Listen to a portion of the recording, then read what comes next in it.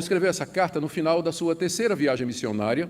Ele estava provavelmente em Corinto, após ter saído de Éfeso. Os estudiosos dizem que ele escreveu aí por volta do ano 57 ao ano 59. O fato é que Paulo tinha, durante cerca de 15 anos, evangelizado toda aquela região ao redor da bacia do Mediterrâneo, e agora não tinha mais campo de trabalho. É uma expressão que ele usa no capítulo 15. Ele não tinha mais o que fazer, porque nas grandes cidades daquela região, de todas as províncias do Império Romano, ele havia plantado uma igreja, ou pelo menos evangelizado ali. E agora ele, como missionário, colocava os olhos na Espanha, mais ao norte, oeste de onde ele estava, e aonde Cristo não havia sido ainda anunciado. Ele tinha planos para pregar ali, mas ele precisava do apoio de uma igreja para isso, e a igreja de Roma ficava exatamente no caminho. Ele não era conhecido da igreja de Roma, embora houvesse pessoas que o conhecessem ali, e ele, então, resolve escrever essa carta com o objetivo de apresentar seus planos à igreja de Roma, pedir o apoio da igreja para pregar o evangelho na Espanha. Só que havia muitos rumores a respeito de Paulo que eram disseminados pelos seus inimigos, que eram os judeus. Nós encontramos a perseguição dos judeus contra Paulo no livro de Atos, e judeus convertidos ao cristianismo, mas que achavam que, mesmo aqueles que não eram judeus, precisavam ter as três grandes marcas do judaísmo, que era a circuncisão, a dieta religiosa dos judeus e a guarda do calendário sagrado dos judeus, lua nova, as três grandes festas e sábados e assim por diante. E aí eles criticavam Paulo e perseguiam Paulo, porque Paulo pregava que o homem é salvo pela graça, e não por obediência às obras da lei, e que essas obras da lei, elas foram requeridas da nação de Israel na antiga dispensação, mas elas encontraram seu cumprimento em Jesus, e pela fé, mediante a graça, a pessoa é recebida por Deus e perdoada livremente dos seus pecados. Os judeus não aceitavam isso, e nem os judeus convertidos ao cristianismo. Eles então perseguiam o apóstolo Paulo. E diziam que Paulo era um falso profeta, que tinha renegado a lei de Moisés, que falava contra o templo, contra as grandes instituições do Antigo Testamento, a revelação que Deus havia dado. Eles tornavam a vida de Paulo muito difícil, muito difícil. E Paulo sabia que na cidade de Roma, particularmente a igreja de Roma, era composta de judeus convertidos ao cristianismo e que teriam todas essas objeções contra ele na hora que Paulo chegasse lá e fosse pedir ajuda para pregar o evangelho. Ah, mas não é esse aquele que era primeiro, foi um grande perseguidor do cristianismo e agora aparece aqui querendo apoio financeiro para pregar esse mesmo evangelho que ele procurava destruir lá na Espanha. A confusão ia ser grande. Então, Paulo escreve a carta aos Romanos com o objetivo de apresentar o evangelho que ele prega à luz das questões judaicas da sua época e colocando no meio o seu plano de passar em Roma e dali seguir para a Espanha para pregar o evangelho. A carta é uma espécie de preparação da sua chegada à igreja de Roma. Nós estamos aqui no capítulo 12, no início da segunda grande parte da carta. Na primeira parte, que vai do capítulo 1 até o capítulo 11, Paulo faz uma exposição das grandes doutrinas do Evangelho, embora não exaustivamente. Ele fala da condenação de todos os homens, tanto judeus como gentios, capítulos de 1 a 3. Depois ele fala como Deus, em Cristo, gratuitamente justifica tanto judeus como gentios mediante a fé em Cristo Jesus, metade do capítulo 3 até o capítulo 5. Depois ele fala como, unidos a Cristo, judeus e gentios podem viver uma vida de santificação, sendo libertos do poder do pecado e da condenação da lei, capítulos 6, 7 e 8. E aí ele trata da posição ou do papel da nação de Israel no plano de Deus. O que é que então, qual a posição da nação de Israel, o que é que vai ser dos judeus e a aliança que Deus fez com os filhos de Abraão, como fica tudo isso? Ele trata do capítulo 9 até o capítulo 11 e termina com uma doxologia falando da maravilha ou da profundidade do conhecimento de Deus exibida nesse plano extraordinário, concebido na eternidade e desenvolvido na história. E agora chegou o momento em que Paulo vai dizer, em termos práticos, o que é que isso significa. E é exatamente onde nós estamos. O capítulo 12, de 1 a 2, é a transição da parte mais doutrinária da carta para a parte prática. E aqui Paulo faz um apelo aos seus leitores e dá duas ordens com base em tudo aquilo que ele havia dito. O apelo é para que eles, então, à luz de tudo que foi exposto, que eles se ofereçam como sacrifício vivo a Deus, é o verso 1, e depois as duas ordens, que eles não se conformem com esse século e que sejam transformados pela renovação da mente, que estão no verso 2. Meu alvo é cobrir os dois versículos, mas eu não sei se meu tempo vai dar. Porque quando eu comecei a estudar aqui, eu disse, são dois versículos fáceis. Todo mundo conhece Romanos 12, de 1 a 2. Mas quanto mais eu lia, mais eu descobria que precisa tempo para expor o pensamento do apóstolo Paulo aqui. Alguns comentaristas dizem que talvez sejam os dois versículos que têm mais conteúdo concentrados, zipados na carta aos Romanos, e que para você desempacotar o que Paulo colocou aqui. Para vocês terem uma ideia, numa série que John Piper fez sobre Romanos, ele levou 6 sermões nesses 2 versículos. E eu estou tentando fazer tudo isso hoje de manhã. Então, não sei se vai dar, se não, domingo que vem, nós continuaremos com a graça de Deus. Então, como eu disse, Paulo aqui, ele faz um apelo e traz 2 ordens aos seus leitores com base nos capítulos de 1 a 11. Vamos ver, em primeiro lugar, o apelo que está no verso 1, quando ele diz: rogo-vos, pois, irmãos, pelas misericórdias de Deus, que apresenteis o vosso corpo por sacrifício vivo, santo e agradável a Deus, que é o vosso culto racional. Aqui Paulo está fazendo mais do que um apelo, ele está rogando. O rogo aqui é um pedido apaixonado, sentido, fervoroso, intenso, expressa um desejo profundo que havia no coração do apóstolo. Ele não está simplesmente dando uma ordem ou fazendo um pedido, mas ele abre o seu coração e com fervor e com intensidade ele suplica aos seus leitores que façam o que ele vai passar a dizer. E o que ele roga é que os crentes de Roma ofereçam o corpo deles a Deus como sacrifício vivo, santo e agradável. Não dá para deixar de notar que Paulo está aqui deliberadamente usando a linguagem tirada do sistema de sacrifícios dos animais do Antigo Testamento e usando para os cristãos. Por exemplo, ele fala em apresentar, que é uma linguagem bem ritualista do Antigo Testamento, a ideia de você trazer alguma coisa e oferecer a Deus. Corpo, que se oferecia ao corpo dos animais que era colocado sobre o altar. Sacrifício, que descreve bem o que era feito no culto do Antigo Testamento. Depois ele usa a palavra culto, que também aponta para o culto do Antigo Testamento, ou seja, ele está usando toda aquela linguagem das cerimônias do Antigo Testamento, do culto feito no templo, e aplicando agora aos cristãos. Os animais eram para ser trazidos sem defeito pelo sacerdote e mortos ali no altar. Depois, algumas partes do animal eram colocadas sobre o altar e eram consumidas totalmente pelo fogo.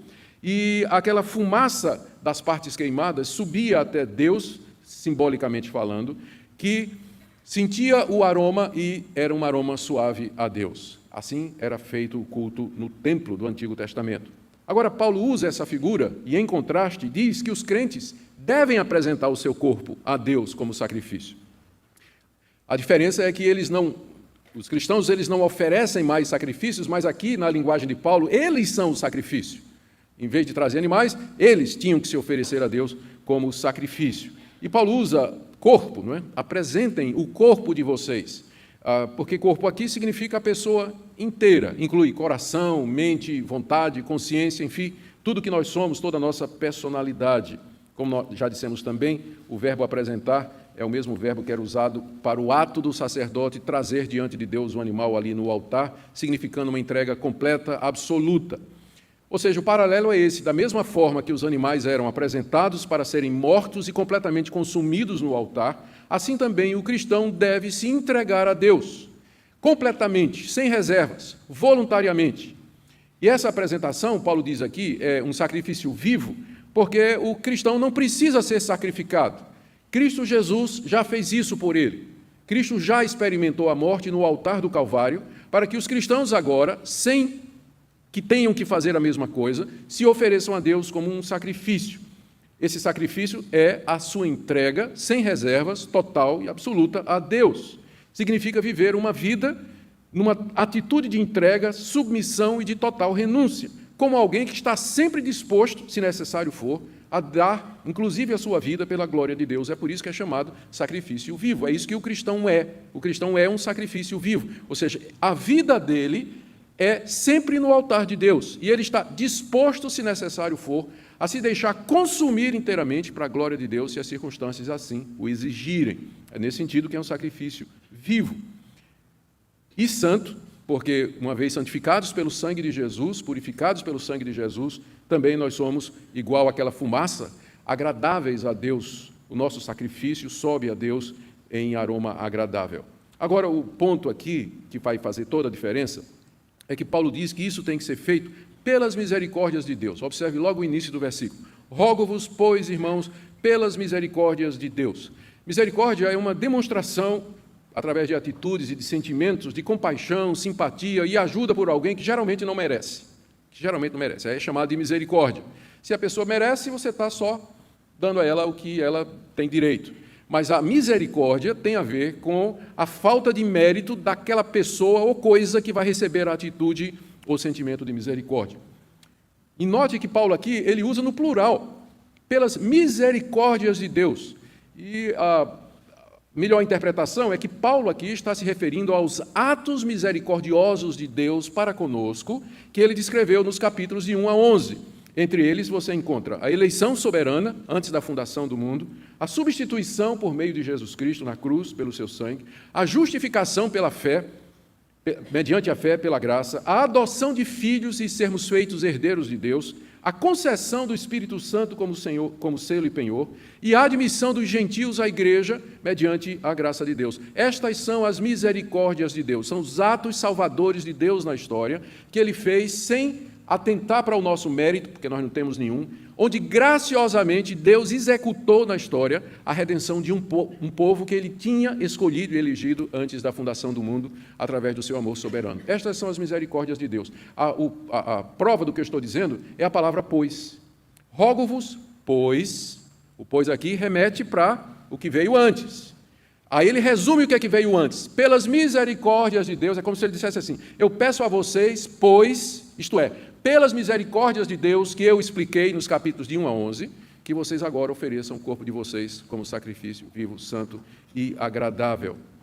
Isso aqui é um ponto muito importante, porque essa entrega que Paulo pede de nós, ela não é um ato místico ou pragmático ou sem sentido ou legalista, mas ela é o resultado de nós termos compreendido o que é os capítulos de 1 a 11.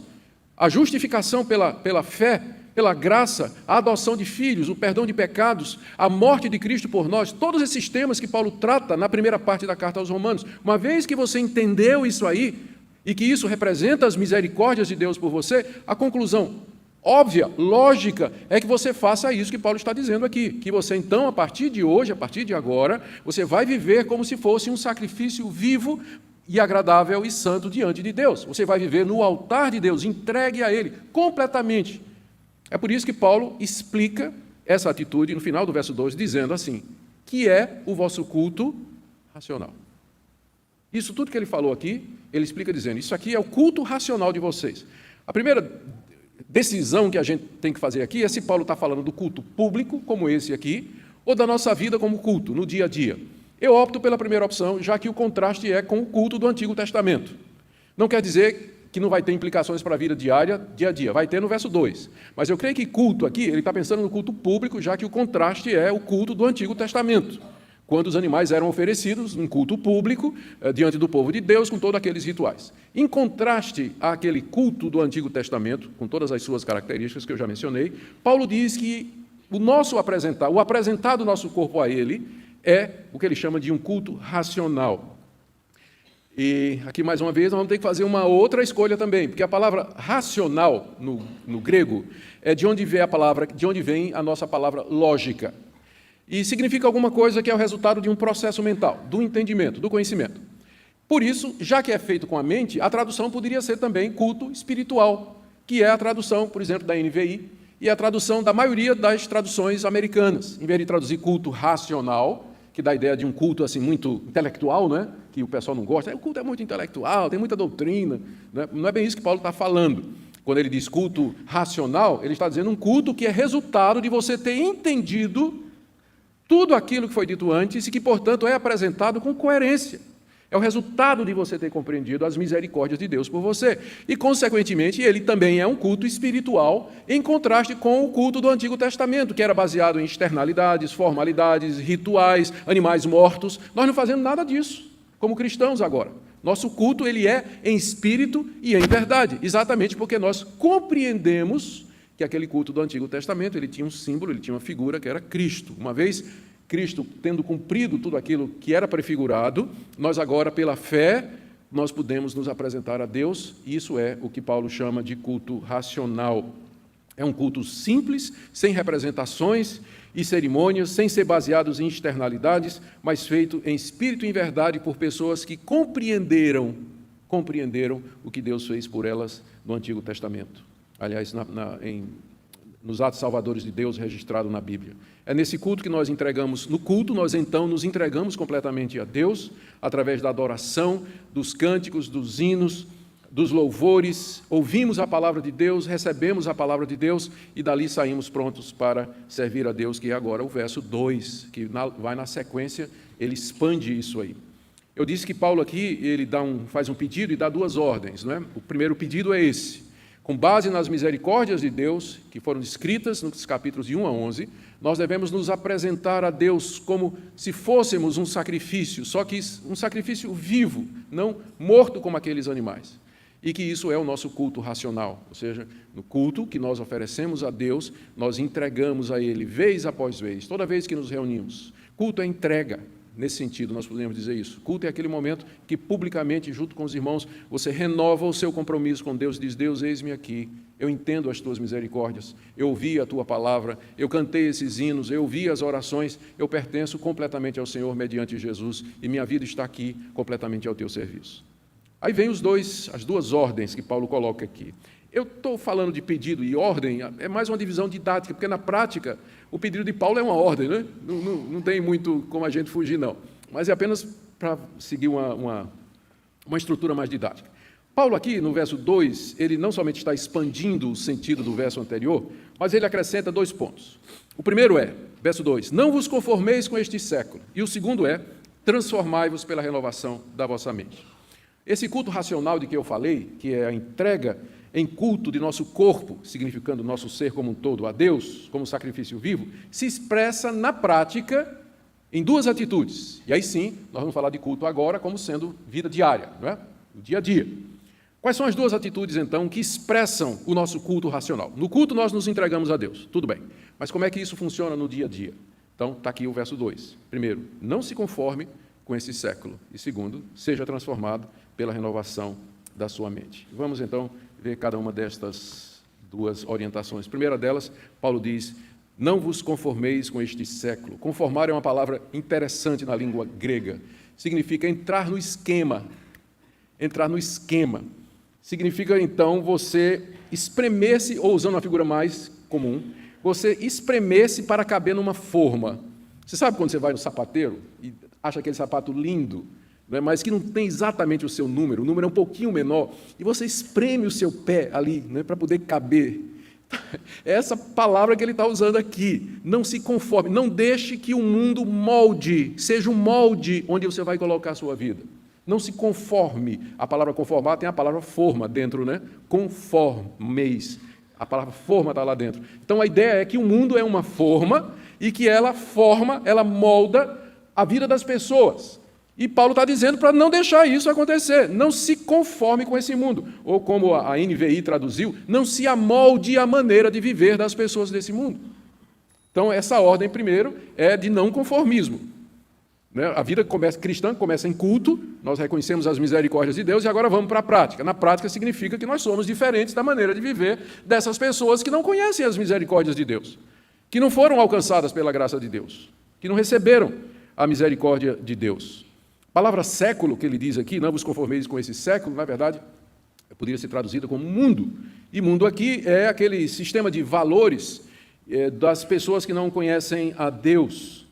E Paulo já tinha descrito a maneira das pessoas do mundo viver lá em Romanos capítulo 1. Eu não vou ler porque a lista é longa, mas se você quiser ver depois, de 26 a 31, Paulo fala da maneira de viver da sociedade greco-romana da sua época, que vai desde a prática da homossexualidade, ele começa com lesbianismo, depois entra em homossexualismo, e depois vem uma lista de quase 20 atitudes que tem a ver com desde inveja, idolatria, desobediência aos pais, ódio a Deus, inimizade contra Deus. É uma lista enorme e deprimente que descreve a maneira de viver das pessoas que não conhecem a Deus. Aqui no capítulo 12, Paulo diz: não se amolde à maneira dessas pessoas viver. Vocês não vão viver como essas pessoas vivem.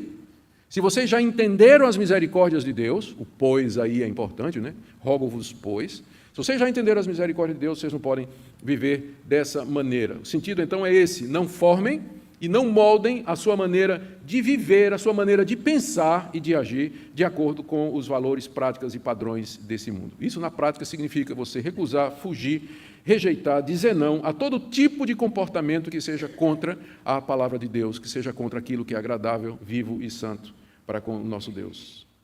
A segunda ordem, que é a antítese dessa primeira, é, ainda no verso 2, que nós devemos transformar-nos pela renovação da nossa mente.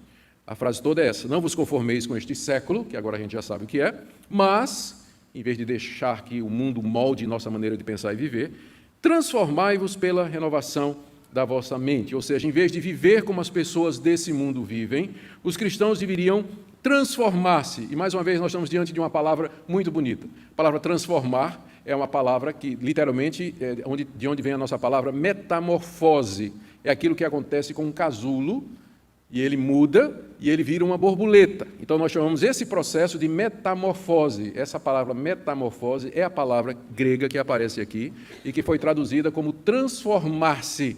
É porque é uma transformação tão grande, não é? E que começa com uma coisa feia, um casulo, não é?